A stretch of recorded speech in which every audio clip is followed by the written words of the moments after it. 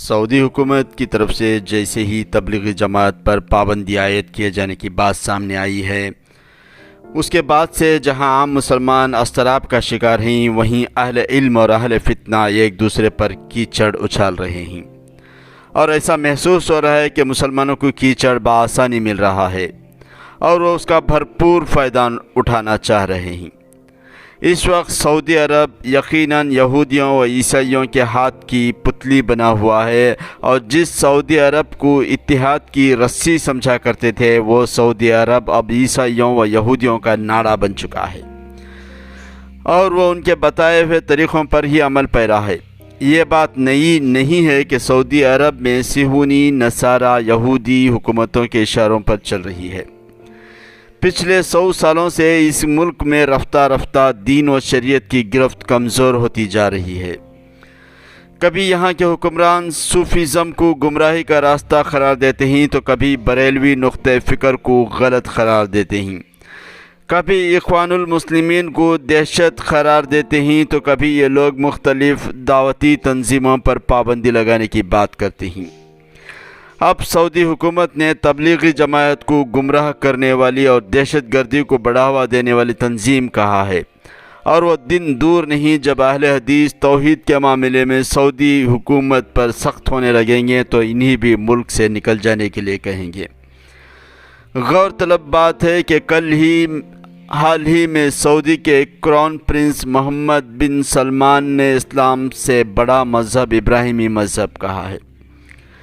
اسی لیے وہ مسلسل یہودی، عیسائی اور صہیونی مذہبی پیشوں کے تعلق میں ہیں۔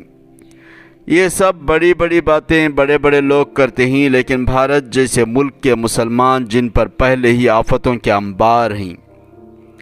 جن پر ظلم کے پہاڑ ڈھائے جا رہے ہیں، جن کا جینا محال کیا جا رہا ہے، بیٹھے بیٹھے مسجدوں و قبرستانوں میں سے مورتیاں نکالی جا رہی ہیں، کھڑے کھڑے اوقافی املاک پر قبضہ جمانے کی کوشش ہو رہی ہے،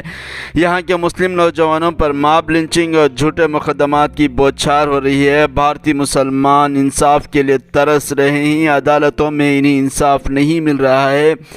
بھارت کے مسلمان بے روزگاری کی غربت کا شکار ہو رہے ہیں، بھارتی مسلم عورتیں بن بیاہی ماں بن رہی ہیں، عورتوں میں عروانیت عروج پر ہے، مرد ان پر شکنجہ کسنے میں ناکام ہیں، اخلاقی برائیوں کی بھرمار ہے، سماج میں کوئی گرفت نہیں ہے، نہ سیاسی، نہ ملی، نہ سماجی قیادت کی نشانی سامنے ہے، نہ مسلم نوجوانوں میں اخلاقیات دکھائی دے رہے ہیں، نہ ہی ہمارے تعلیم کے قلعوں سے وحدانیت و شجاعت کا علم بلند ہو رہا ہے،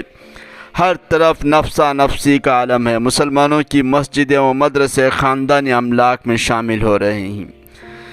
مسجدوں پر قبضے ہو رہے ہیں۔ ایسے میں سعودی عرب کے ایک بیان پر مسلمان ایک دوسرے مسلک پر جس طرح سے کیچڑ اچھال رہے ہیں، جس طرح سے ایک دوسرے کو ذلیل و خوار کر رہے ہیں،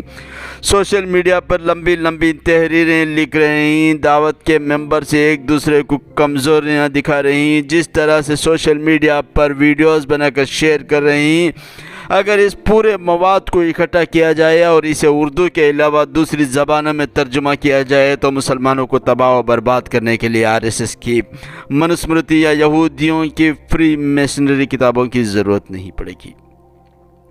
بلکہ اسی سے مسلمان برباد ہو جائیں گے۔ شرم آتی ہے، دل جلتا ہے اور افسوس بھی ہوتا ہے کہ جتنی قوت اور شدت مسلمان ایک دوسرے کو نیچا دکھانے کے لیے استعمال کر رہے ہیں، اتنی شدت بجرنگ دل اور VHP کے لوگوں میں بھی نہیں ہوگی۔ مسلمان دوسروں کو فرقہ پرست اور کمیونل کہتے ہیں، لیکن ان کے فرقہ پرستی دیکھنا ہو تو چند سوشل میڈیا گروپس میں شامل ہو جائیں، وہاں پر آپ ایک دوسرے کو ننگا ہوتے ہوئے دیکھ سکتے ہیں۔ جتنی برائیاں ایک دوسرے مسلک میں ہیں، وہ تمام برائیاں ہمارے اہل علم دانشوران منظر عام پر لا رہے ہیں۔ بس بھی کریں، کیچڑ اچھالنا چھوڑ دیں، بہت ہو چکی فرقہ پرستی، بہت ہو چکی حماقتیں، اپنوں کا خیال کریں، اپنے مستقبل کو آباد کریں اور اپنے حالات کا جائزہ لیں، پہلے گلی کے محلے اور اپنے ہی ماحول کا بچاؤ کریں، پھر محمد بن سلمان کو تھوکیں، اس پر لعنتیں بھیجیں۔ وقت کا تقاضا یہ ہے کہ